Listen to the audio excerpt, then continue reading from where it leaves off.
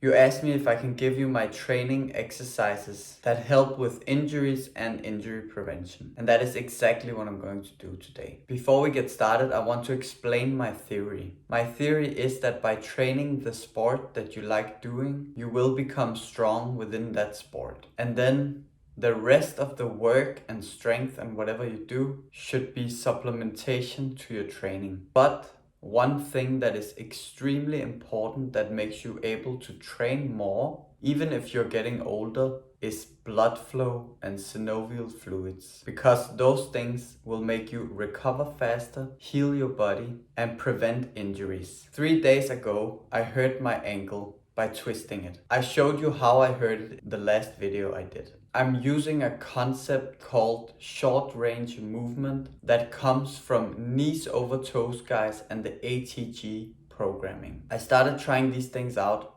some time ago and they had helped me so much. Literally everything has become better. I used to not be able to train at all and I used to have so many different issues with the injuries, and I used to have tendonitis in the knees, I used to have weak hips, I used to have weak ankles, etc. And this was from the beginning of my training and I never really knew how to fix it. So all the exercises I'm about to give you will be exercises that have helped me a lot. I don't know if these things align with the regular thing that physiotherapists and all these things tell you. And also one thing I want to state, if you have a doctor or if you have a physiotherapist who tells you that you should rest for X amount of time, of course I think there needs to be some rest if an injury is extremely serious. My idea is that if it's not too bad, you should move it immediately, because blood, synovial fluid, etc.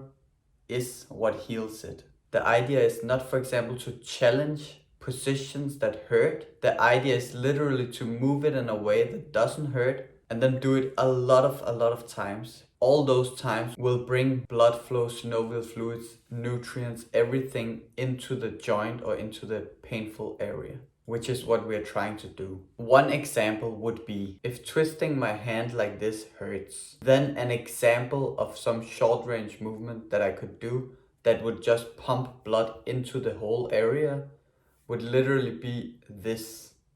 And then I would do potentially thousands of reps until I started feeling like warmth and blood. That is just an example. So this is my theory. I think I might miss some important parts, but for now I'll just give you all the exercises that I feel like are working for me. Alright, so first let's start with the ankle.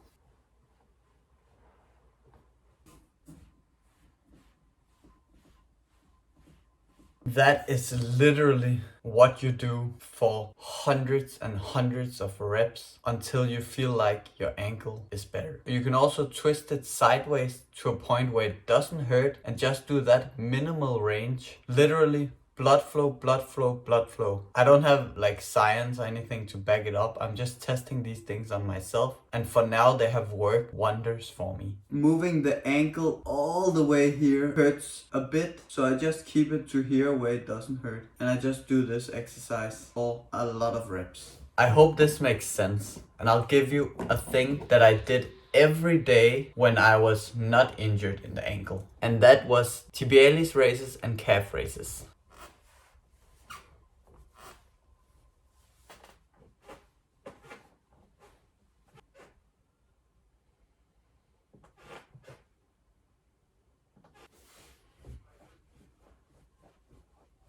You can literally just get creative with these things, and it doesn't have to be a certain way. You do what you feel works for you. That was it for the ankle exercise. There's so many different ways you can do it. Try to be creative. I'm just giving you examples of what I do. Let's move up to the knee. This exercise is something that I do every day now. It helps my knees so much to just pump blood into them. It is an extremely short range exercise that can be used for anybody.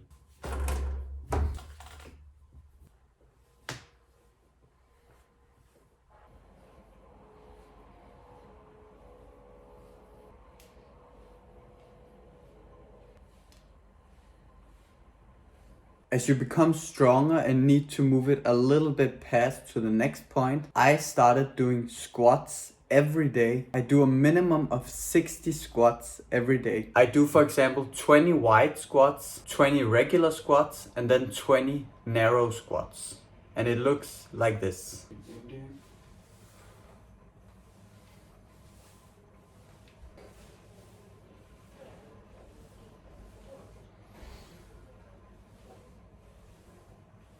Right now, wide squats don't hurt or I don't feel it in my ankle, so that's what I do for blood flow for the knee. The regular squat and the narrow squat, they kind of hurt my ankle right now, so I don't prioritize them. But it is something that I'll start doing once I feel better. And then we're moving on to a short range exercise for the groin that I use a lot as well. It looks like this.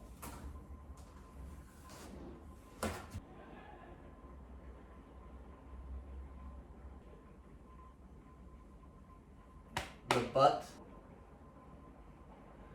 the hamstring, the quad. I'm hoping you're starting to see a pattern in these things. Exercises that are really hard where you go deep and stuff like that, it is also important, but a lot of those things you can get from sport. I also think that you should supplement with some kind of training on the side. But for now, I'm literally just showing you what helps me train daily. The shoulder could, for example, look like this.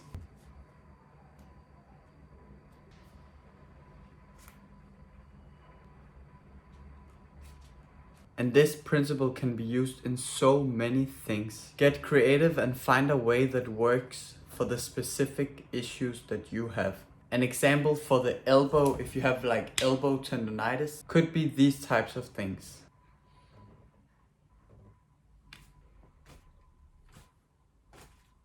Another thing that I have noticed with my own injuries is also it's not always your elbow that is the issue. Then you can try to focus on, for example, your wrist. So here are some wrist exercises.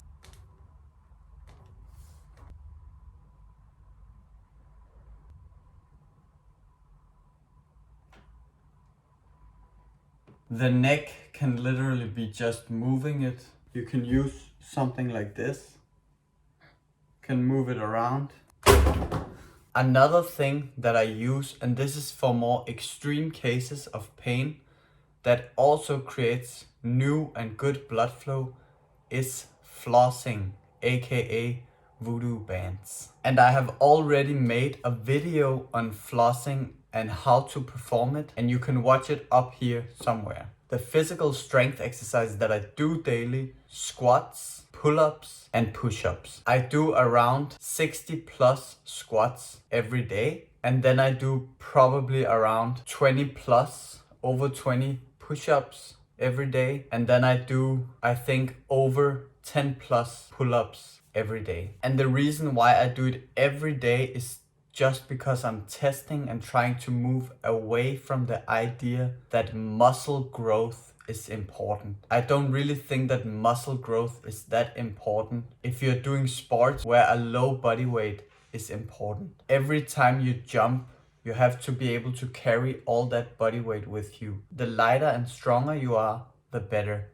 I really hope I helped some of you guys, and that you understand the theories and that you can try to test them a bit for yourself. If you watched all the way to here, thank you so much, and I'll see you guys tomorrow at 20. Peace.